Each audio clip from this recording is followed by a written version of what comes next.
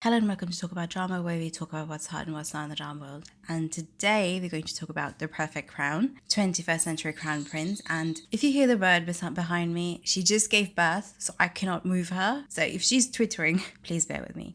Birdie, please shut up. Thank you. And honestly, I didn't expect to enjoy Birdie as much as I did. And it's actually a good drama. Like, I was quite surprised by how much I liked binging it, really, because I finished like all 8 episodes in 4 days, which is a good record for me since I have been not into K-drama world for a while now. And I wouldn't say it's the perfect drama because I feel like they could have played with the tropes a little and they haven't done as much as they could have in the time length that they were given and with the budget that they had, really, because they're using tropes, right? Everything's there. There's like contractual marriage, there's prince commoner, there's friends to lovers. I don't think the enemies to lover because that's a far-fetched thing, but and then they've got the contract marriage reveal thing, because I don't get why people write contracts in dramas, because a wedding contract should not have been written in the first place. It's a pet peeve of mine. Okay, so bear with me. Even if they had to write a wedding contract, they could have just like burned it or maybe stored it in plain sight so that no one could have found it, because if once it's written it becomes a Chekhov's gun, birdie, meaning now that the Chekhov's gun has appeared, now that the wedding contract has appeared, it must be in principle fired, or in this case used in the later story, because if it doesn't, it's no longer relevant to the story and it should be cut out. So for them to make it make sense, they used it, right? So obviously they used it in episode 8 when the wedding contract is leaked. However, they could have changed the contents of the contract to be more of like code words so that Huiju and Ian could understand what's written, but like nobody else could. So,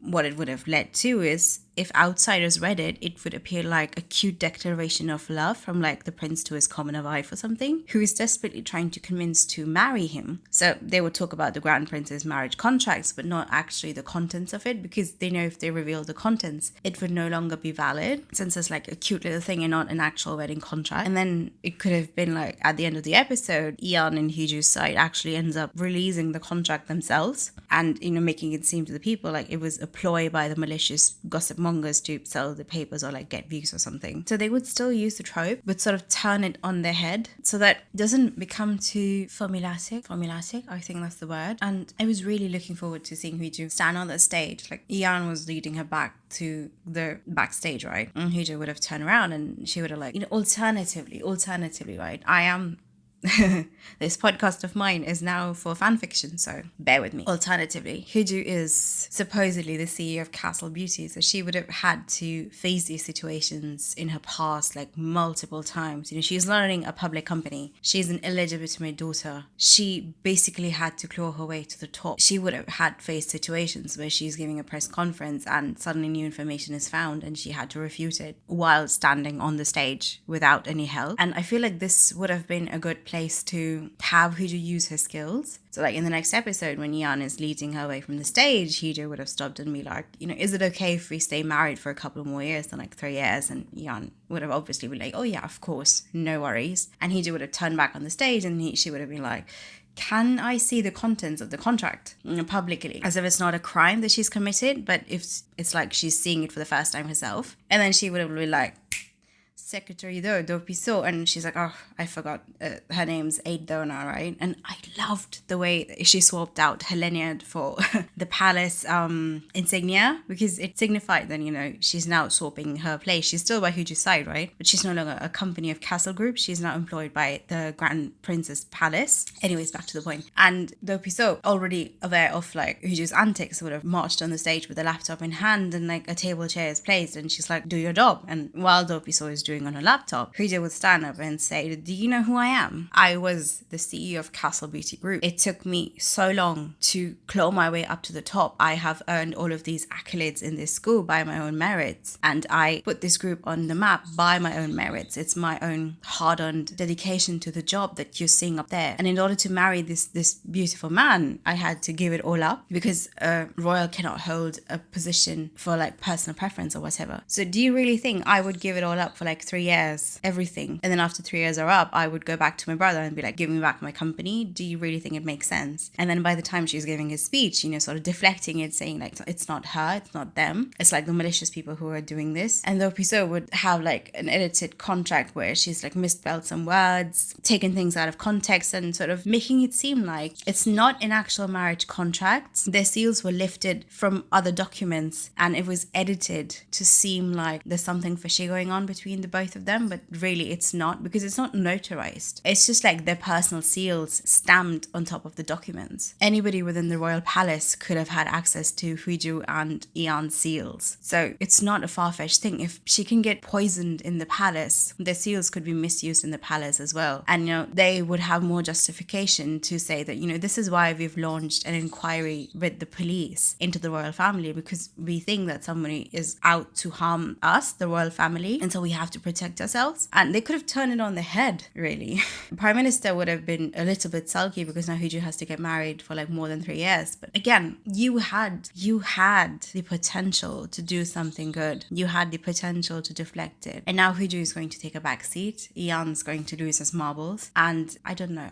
It's like we only have like what, 4 episodes left, 4 episodes left, 8, 9, 10, 11, 12, 4 episodes left. And I think I would cry and complain if the last episode is like them divorced and they meet up in like 2 seconds and it's an implied happy ending for the both of them. Because why not have her use her head and actually do something of her caliber, since she so boastingly told to Eon that I can stand by your side and I can handle all of these things because I'm a capable businesswoman. She has money, right? She has the brains. She's done it so far and she can do it going forward as well. Why not make use of it instead of making her seem like a woman who needs to be protected, who ultimately needs a man's or somebody's protection? She does not. She has survived so far without anybody's protection. She can very well survive out of this situation as well without anybody's protection because she has faced these circumstances in the past and she knows how to handle them.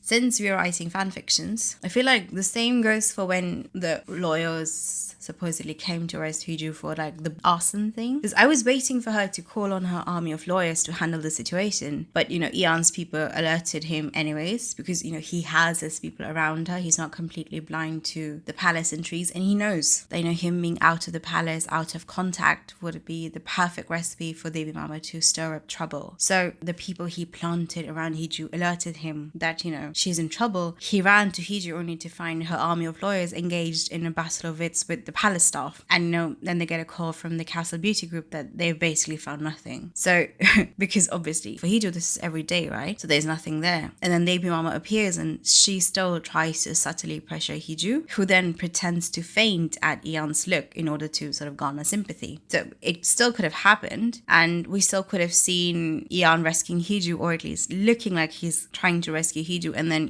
once they're out of the situation, once they've garnered the sympathy, once Hiju has shown her prowess out of everybody's eye, Eon would have been mad and like, why didn't you use my token? And everyone would have been like, you gave her your token? Does that mean you're totally serious about her? And then Hiju would have been like, I would have used it had I needed to. And she would have pulled it out from her pajamas because typically Hiju, right? And Eon's token was basically her backup plan in case things go south, because a businesswoman always has a backup plan. Birdie, not now. But, she wanted to see how far she can protect herself, since she promised Eon that, she can take care of herself and stand tall by his side. And it would have been so cute and so perfect for Hiju and Eon, because on one hand, Eon's mad at Hiju for not summoning him and letting him handle things by himself. But on the other hand, he's kind of impressed by her resourcefulness, because it's kind of like when she pretended to shoot the arrow at the cat, but was really just pushing Eon's boundaries to show him that, how far she'll go and basically snap him out of his protect Hiju mode. And all of this just reinforces how Hiju deserves to be by his side, and to Baby Mama,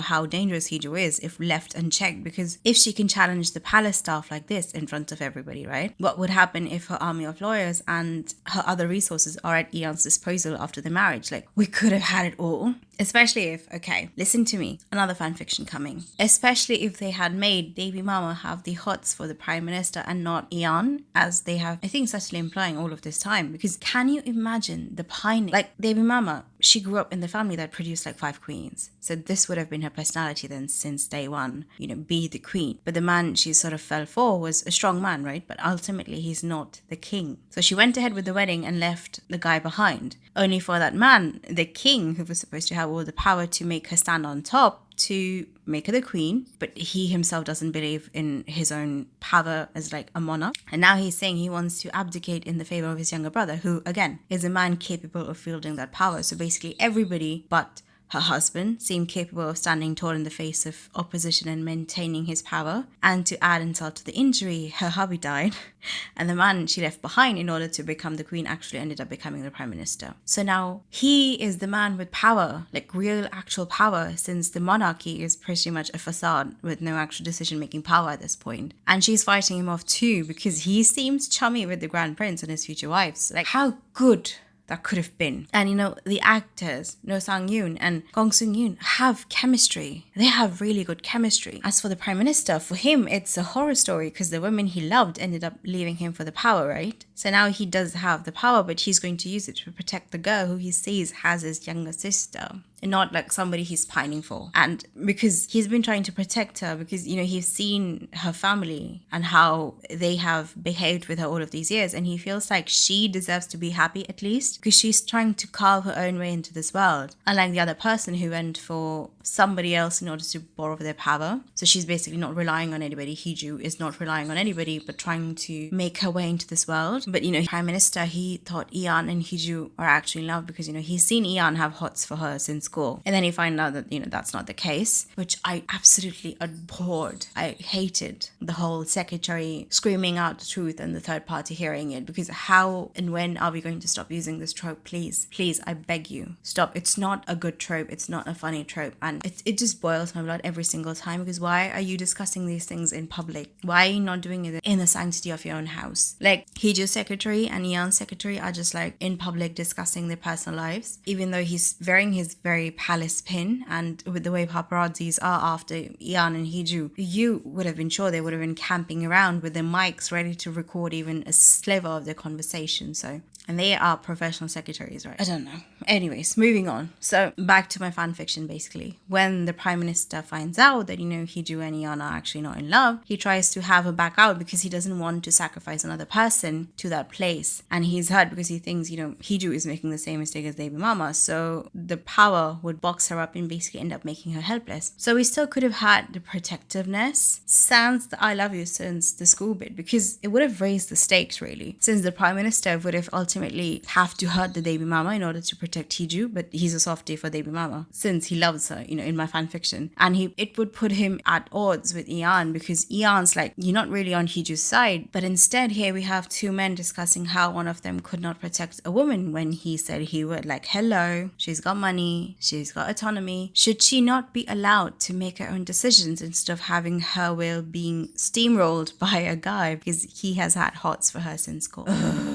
Maybe it's because I'm getting old. It's my age that's showing. Or maybe because I've grown tired of the whole why didn't you protect her trope? Because I kind of feel like it's a cop-out and basically a tool to create angst, and these magical words sort of serve to make your second lead into antagonist, or just like push him to the forefront as a pining guy who would have been like a good choice, but ultimately he's not. So now he's trying to protect her even though it would ultimately end up hurting the one person that she loves, and which I really hope they won't do. But yeah, like I said, potential, because it's only 12 episodes. You do not have the time. So instead of showing us Hiju wandering around palace stuff gossiping, we could have been seeing Hiju and Ian practicing for the wedding. Like, they cut out the chicken palace and add the scene of showing us Hiju and Ian walking to the altar in plain clothes, but Hiju has a skirt to make her stand and gets used to her wedding dress, so he just trips in the rehearsal and not in the actual wedding, and Ian catches her. And he gets reprimanded that, Prince, you cannot leave your position. And it sort of signifies a change in Ian's deposition as a prince, because he used to be so upright, right? Always following rules. But now, for Hiju's sake, he's okay to break them. And Ian's like, of course I can. She's my wife, right? And cue the fireworks. So then at the actual wedding, Hiju pretends to trip when she actually reaches the altar because, it's a joke between them at this point. And Ian leans forward as if he's about to walk to her to catch her, right? But she straightens herself with a teasing smile like it was all a prank, and Ian shakes his head at her in like an indulgent smile. But Secretary Do, seeing the antics, moves forward and places the wine glasses side by side instead of in front of each other because she's like, I don't trust you anymore. And I swear, I'm writing a fanfic, okay? But you know what? The cups would have still gotten switched. We still would have gotten Hiju poison instead of Ian, but it could have been like a chill scene, a romantic scene that would serve a purpose to the story of showing us how Hiju and Ian are getting close. They have inside jokes now. They are open with each other. They're relying on each other. And I liked what they've shown as well. You see Hiju lying on her bed and calmly discussing things with Ian. She's comfortable with him, right? She's okay to talk to him about literally anything. And he's comfortable with her at this point. And they've shed the whole pride of the senior and like pride of the junior thing. They are Hiju and Ian at this point. But, it would have been so much better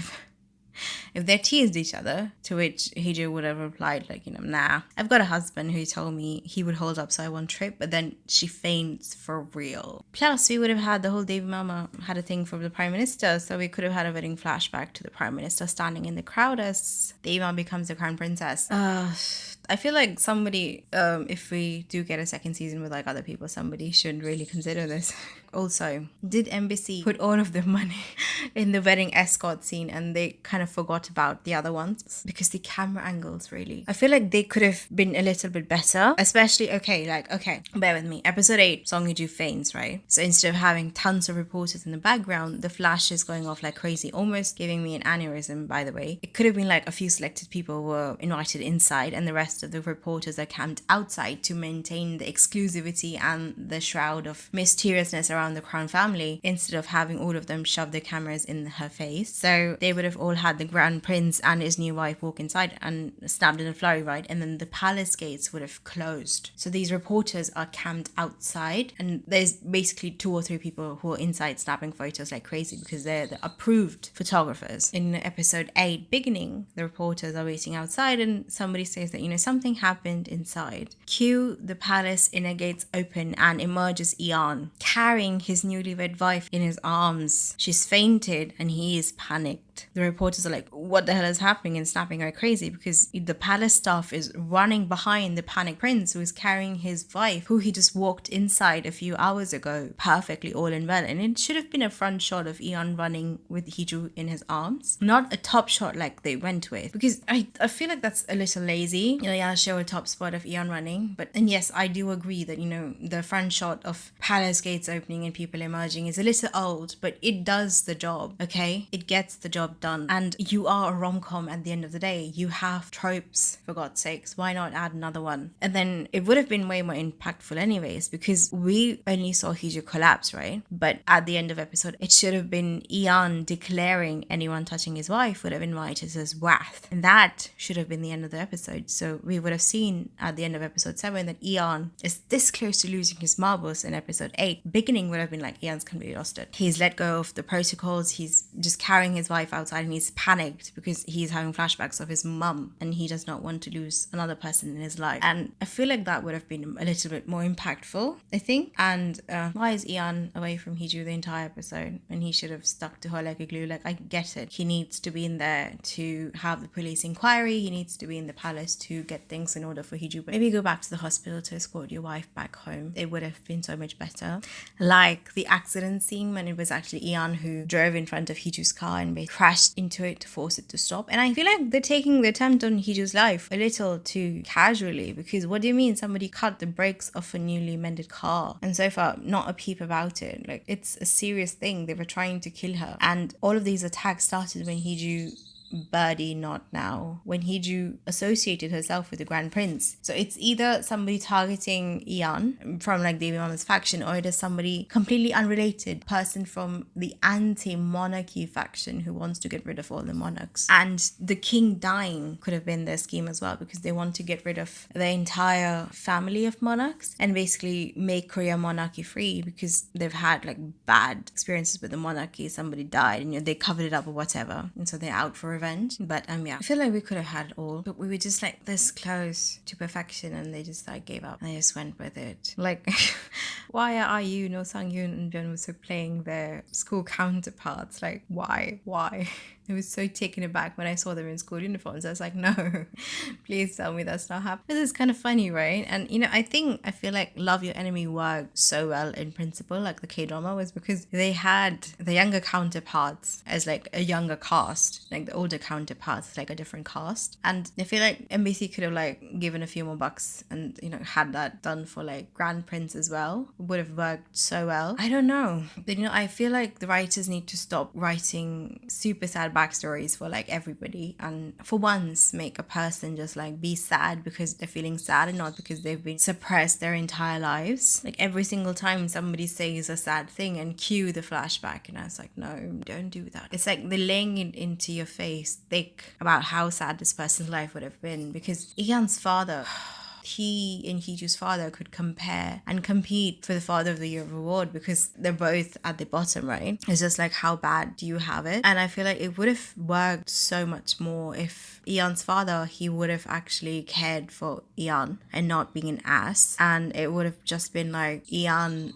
heard the conversation about how people are preferring him over his older brother, and he voluntarily stepped back. He voluntarily gave up his awards. He voluntarily tried to downplay himself in order to push his older brother forward, and his father saw that, and it hurt him, right? Because your son has to do all of this because of the pressure of the people. And it got worse after the queen died, right? And Ian basically fell into depression, and his father is sad for him instead of like being a straight up ass. And his brother basically is like, I don't deserve it because everything, birdie not now, everything I've got so far is thanks to my brother giving it up for me, and I don't want to see him suffocate anymore, so I plan to give up the monarchy to my brother in order to make up for everything that I've done to him since childhood. And it would have been such a good storyline, instead of like, his father's an ass, her father's an ass, let's be together. Like, Hiju's father is bad, and they have been trying to sort of whitewash him so far. And I feel like they're going to try to write the king in a sympathetic light with the way things are going. Like,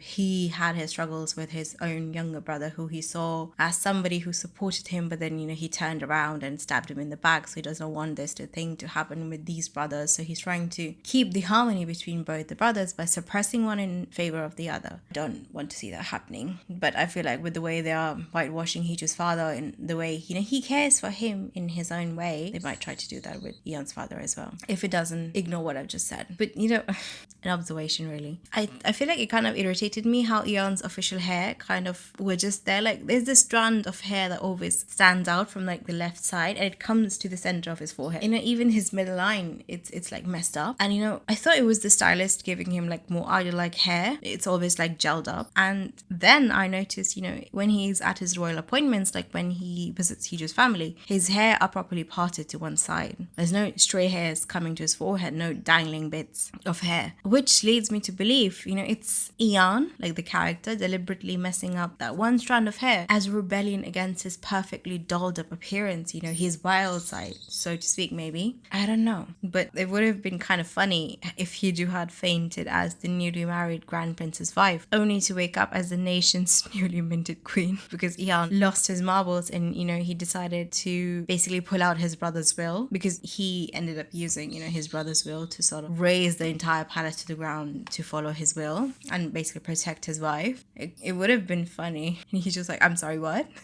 What about the divorce? But yeah, even though I have doled on about my own fan fictions for the last 15-20 minutes, it is actually a good drama, and I really did enjoy watching it. And I feel like it's something that you can watch it in one go. It's definitely a binge watching worthy drama. And I do hope going forward, if we do end up getting another prince, or maybe this time a princess and a commoner drama, please play around with your tropes. You don't have to follow them to the T. Everything has the potential to be messed up and flipped around and played around a little. You don't have to check it off as if you're following a checklist, because now we're going to be in the dumps for like the last 4 episodes, with Hiju trying to rein in Ian, who is basically out of his mind with worry or something like that. And it could have been like a rom-com where these two people are just like trying to live out their lives, and then people are interfering, and they're like, no, don't interfere with our lives. And the more they do it, the more closer they get to each other. And at the end, it's basically like, you played the matchmaker for us, and now you're whining about why we're not getting getting a divorce. It would have been fun, is all I'm saying. And I feel like it could have been done a little bit differently and it would have been the same impact, but like a little bit different. Birdie. But yeah, let's see how we fare in the last 4 episodes, and hopefully it's much more better than what we have seen. And if they do, my apologies for writing all of this fanfic. And I feel like the actress playing Baby Mama, she is the perfect Baby Mama of like the way she speaks, her dictation. Even Ayu, the way she speaks to her when like they're speaking in like official tones, when like Hiju is dragging Ian from like when they were drinking and Baby Mama started to mouth off about Ian's dad on something, and her dictation was like perfect. And I feel like it was such a wasted opportunity. We could have seen more of Baby Mama and Hiju go at each other with like the thinly veiled insults. It would have been so fun to watch because they're delightful together. Like the way they speak to each other, they're super courteous. They're like perfect dictation with each other, and then they're like exchanging barbs at the same time. Like it would have been perfect. And Yana's just like standing on the side, be like, "Hiju, don't say too much, Baby Mama. What are you saying?" And they're like, "Just shut up. Let's just talk." And I don't know. I don't know. Have some fun, people. Why is everything so serious? Why so serious, really? And clearly I have lost the plot in this one, and I am just watching it for fun because it is fun, right? It is fun, and I feel like you should have fun while watching things since everything around us has been so not fun lately, really. So yeah, hopefully you guys had as much fun listening to me as I had watching the drama, and please do give it a try. 21st Century The Perfect Crown. Like you should definitely watch it, and hopefully the last 4 episodes defy my expectations and actually end up becoming like a masterpiece. I don't know. And I will see you guys next time. Hopefully happy with the last 4 episodes without Birdie twittering in my background. But yeah, thank you for listening to me. And Talk About Drama is now available on Spotify, Apple Podcasts, YouTube, Amazon Music Podcast, Audible, and Substack. And you can leave me a comment on my Instagram, on my Twitter, on my Substack, on Spotify too, I believe, and on Apple Podcast as well. I'm not sure about that. But yeah, my official social ID is talk_about_drama. And yeah, if you have any fan fictions, feel free to write to me. Like I would love to hear your versions of like how the tropes could have been messed with or what you really liked about the drama, really. And I will see you guys next time. Until then, I hope you guys are having a good week and are safe and happy and healthy. Ciao.